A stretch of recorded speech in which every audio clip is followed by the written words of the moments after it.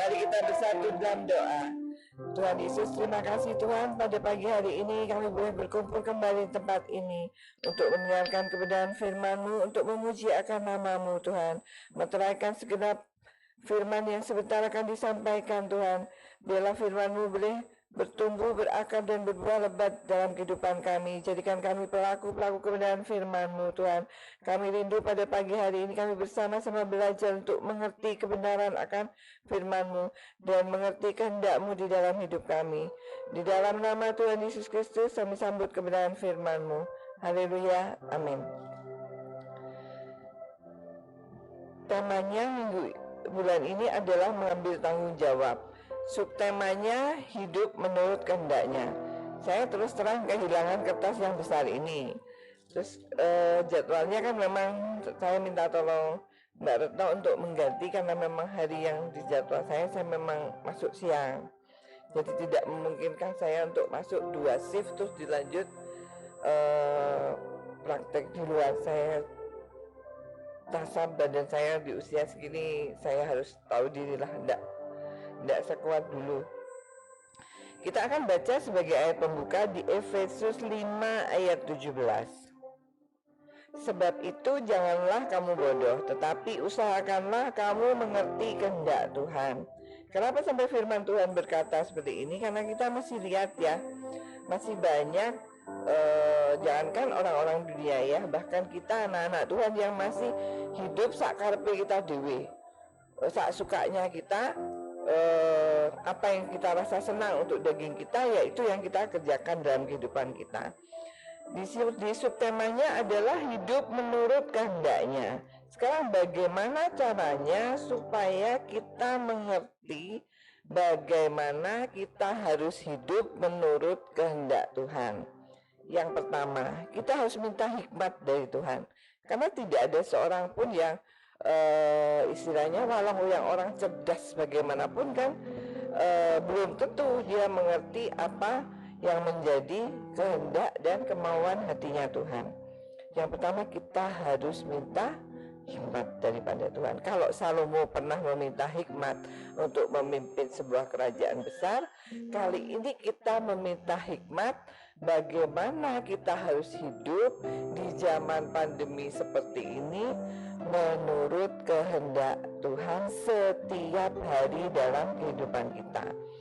Kita akan baca di Kolose 1 ayat 9. Sebab itu sejak waktu kami mendengarnya, kami tiada berhenti-henti berdoa untuk kamu. Kami meminta supaya kamu menerima segala hikmat dan pengertian yang benar untuk mengetahui kehendak Tuhan dengan sempurna. Ini kan rasul-rasul berdoa untuk jemaat. Sekarang bagaimana kita meminta hikmat dari Tuhan? Ya, tidak berhenti-henti berdoa. Itu satu-satunya cara untuk meminta hikmat dari Tuhan. Berdoa itu adalah sama seperti kita berbicara kepada orang tua kita, anak kita berbicara kepada kita. Bagaimana kita bisa mengerti yang namanya kehendak Bapa, kehendak Tuhan, kalau kita tidak menjalin kedekatan dengan Tuhan? Salah satunya adalah berdoa. Ya, tentu saja masih banyak yang lain yang baca firman Tuhan setiap hari gitu ya. Nanti dari firman yang dibaca itu akan ada yang diremakan, akan ada yang mungkin firmannya sama, tetapi selalu ada yang baru setiap hari dari ayat yang kita baca, bahkan ayat yang sama titik komanya. Sekarang yang kedua, bagaimana caranya supaya kita bisa hidup menurut kehendak Tuhan? Di Kolose 3 ayat 22. Hai hamba-hamba, taatilah Tuhanmu yang di dunia ini dalam segala hal. Jangan hanya di hadapan mereka saja untuk menyenangkan mereka, melainkan dengan tulus hati dan takut akan Tuhan. Resep yang kedua adalah sikap takut akan Tuhan. Dari mana ini kelihatannya sikap takut akan Tuhan? Ya, ini yang paling gampang ya. Kita bekerja di sebuah instansi rumah sakit swasta. Di atas kita tentu ada yang namanya otoritas di atas kita. Misalnya saya di bawah manajer pelayanan langsung. Apapun sebelum saya putuskan, pasti saya konsultasikan dulu dengan beliau. Apapun yang menjadi role dari pelayanan, mesti kita konsultasi dengan beliau. Kalau belum ada persetujuan, ya kita tidak melangkah. Itu yang namanya tunduk. Walaupun pengendang, tapi ya tidak bisa. Kita tetap harus tunduk kepada otoritas di atas kita. Itu yang firman Tuhan bilang ya. Kemudian yang ketiga adalah bisa kita baca di Ibrani 12 ayat 4. Dalam pergumulan kamu melawan dosa. Ibrani 12 ayat 4. Sebentar. Mungkin saya keliru. Ini kelihatannya ayatnya bukan ini ya. Sebentar, saya lihat dulu ayatnya. Ibrani 12 ayat 4.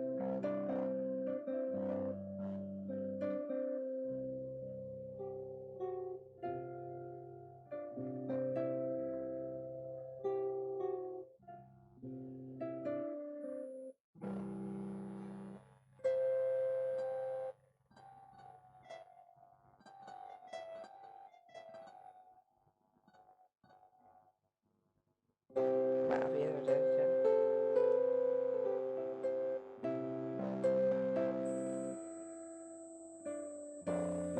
Biasa ini disiapkan jam 12 malam.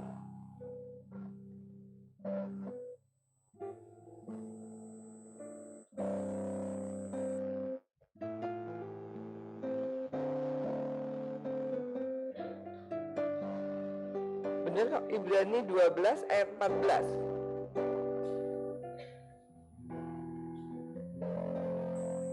Itu. Berusahalah hidup damai dengan semua orang dan kejarlah kekudusan, sebab tanpa kekudusan tidak seorang pun akan melihat Tuhan. Yang ketiga adalah hidup kudus. Hidup kudus itu adalah kita salah satu cara untuk mengerti yang namanya bagaimana kita harus hidup di dalam kehendak Tuhan ya. Salah satunya orang yang mau hidup dengan kekudusan itu adalah dia bersedia hidup damai dengan semua orang. Bukan berarti gini loh ya, hidup damai itu bukan berarti gini, bukan berarti kita mengikuti yang namanya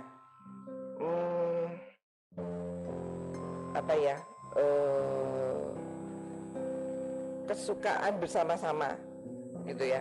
Jadi misalnya orang ada 10 orang nih ya, 8 orang dia mau melangkah ke arah yang tidak benar. Bukan berarti terus karena kita mau berdamai dengan 8 orang yang tidak benar itu, terus yang 2 orang yang benar itu dia ngikut aja gitu sama arusnya. Bukan. Itu hidup damai dengan semua orang itu berarti adalah apa? Tidak mungkin memang tidak ada perselisihan, tidak mungkin memang tidak ada beda pendapat, karena isi kepala setiap orang kan tidak tahu, apalagi isi hati yang setiap orang.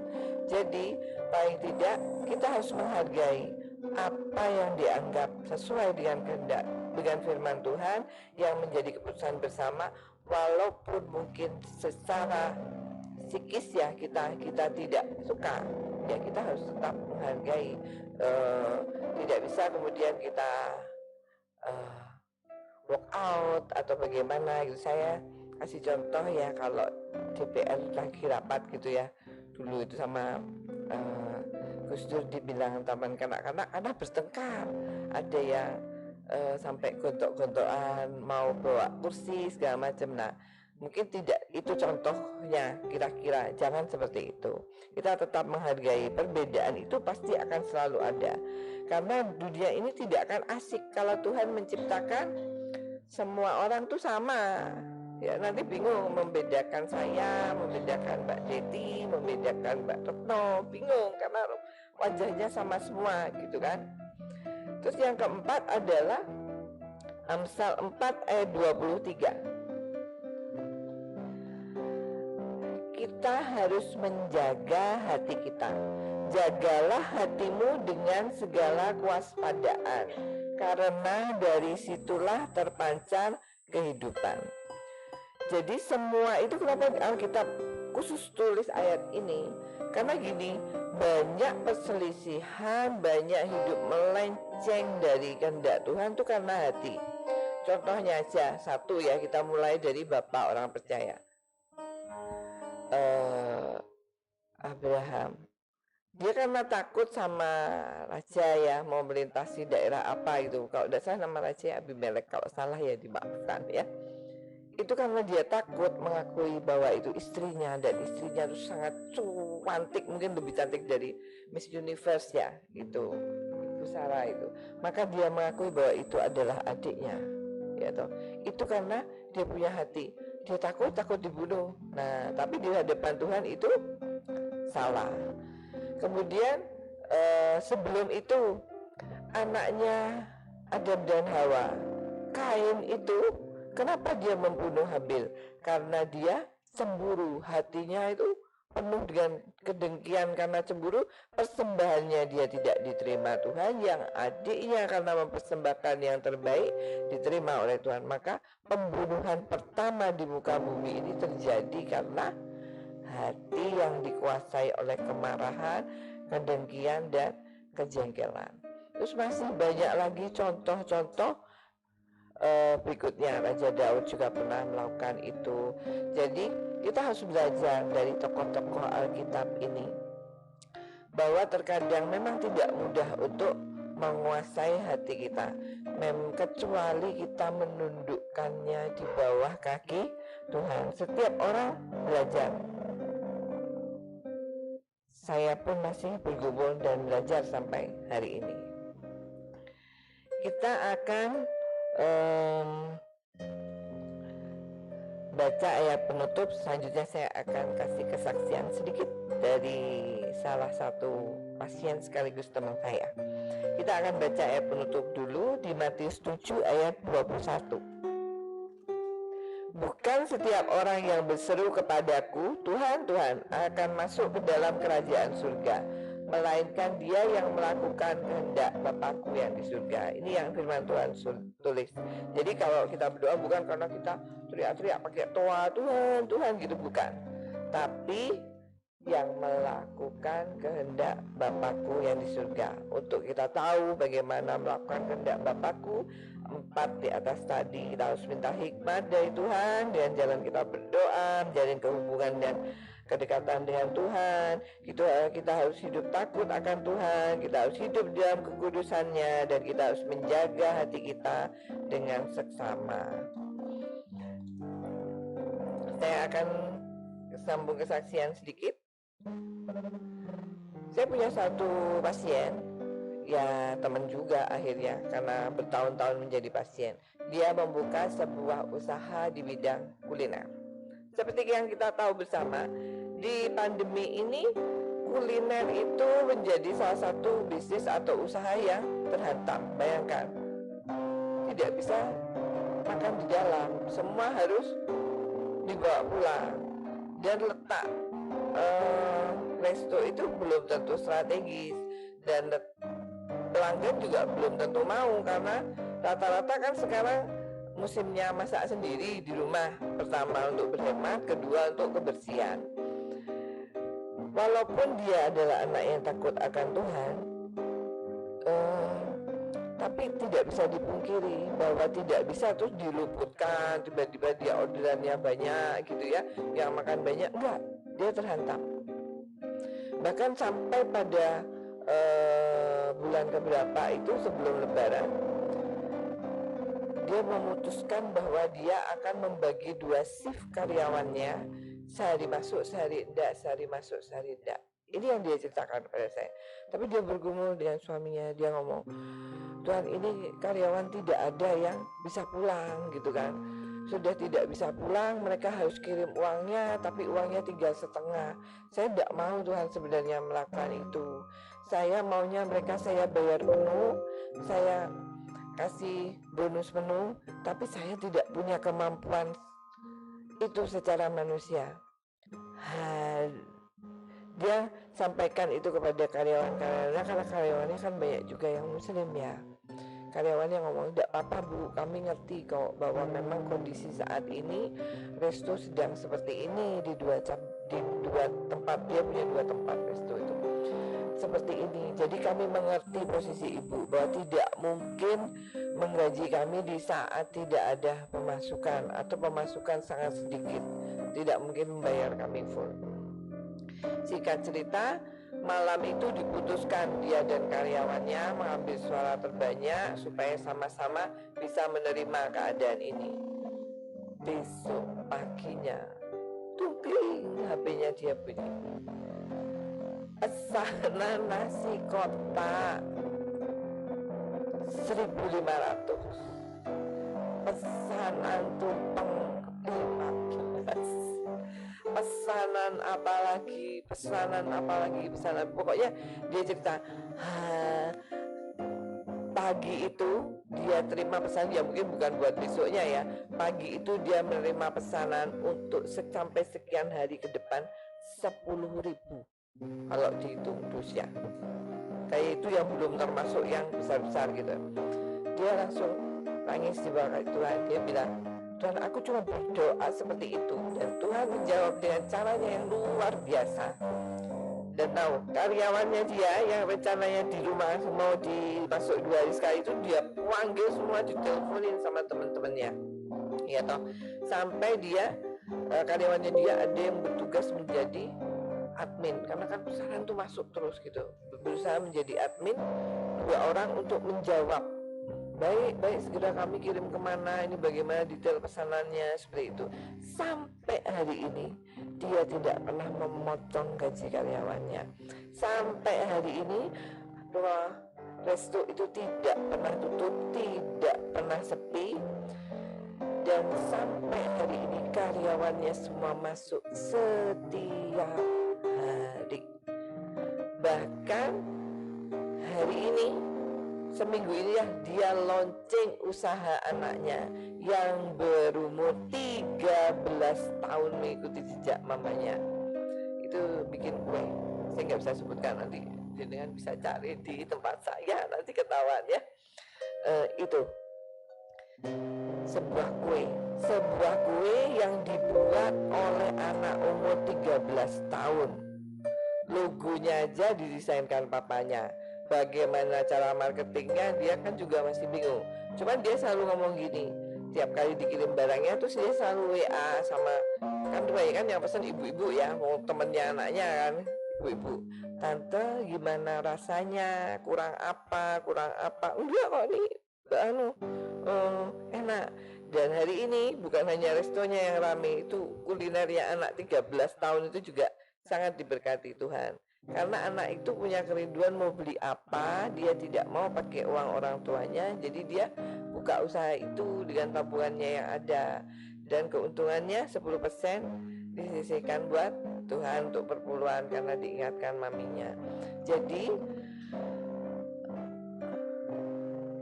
apakah berkat itu turun atau tidak, itu tergantung reaksi kita ketika kita menghadapi masa-masa ini atau masalah-masalah dalam hidup kita. Kalau reaksi kita adalah berlari ke pelukannya Tuhan, saya yakin di sana pasti ada jalan keluar. Mungkin tidak sama seperti ibu ini ya jalan keluarnya, tapi saya yakin bahwa pasti akan ada yang namanya jalan keluar. Pasti akan ada yang namanya kemurahan demi kemurahan Tuhan di dalam kehidupan kita semua. Mari kita berdoa. Tuhan Yesus, terima kasih Tuhan, firman-Mu sudah disampaikan, kesaksian juga bisa disampaikan Tuhan. Kami percaya Tuhan apa yang Kau izinkan disampaikan pada pagi hari ini ya Tuhan, untuk membangun iman kami ya Tuhan, untuk membangun kepercayaan kami kepadamu. Ampuni kami Tuhan kalau selama beberapa hari kebelakang kami belum mempercayai Engkau 100% dalam kehidupan kami dan belum menjadikan Engkau yang terutama dalam hidup kami ya Tuhan. Kami serahkan ya Tuhan kehidupan kami pribadi, sekeluarga kami serahkan rumah sakit Panti Wirasa Dr. Cipto ini ke dalam tangan-Mu.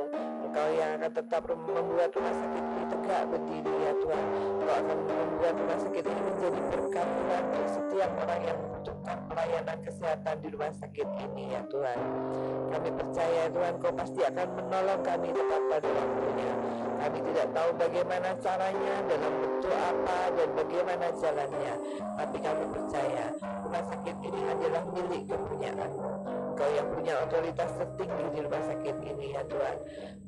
Berkati direksi, jajaran manajemen, dan seluruh sivitas hospitalia rumah sakit Panti Wirasa Dr. Cipto ini ya Tuhan. Kami bisa melayani di sini. Itu bukan karena kebetulan, tetapi karena Engkau yang meletakkan kami untuk menjadi berkat di tempat ini ya Tuhan. Kami berdoa untuk rekan-rekan kami yang saat ini sedang sakit.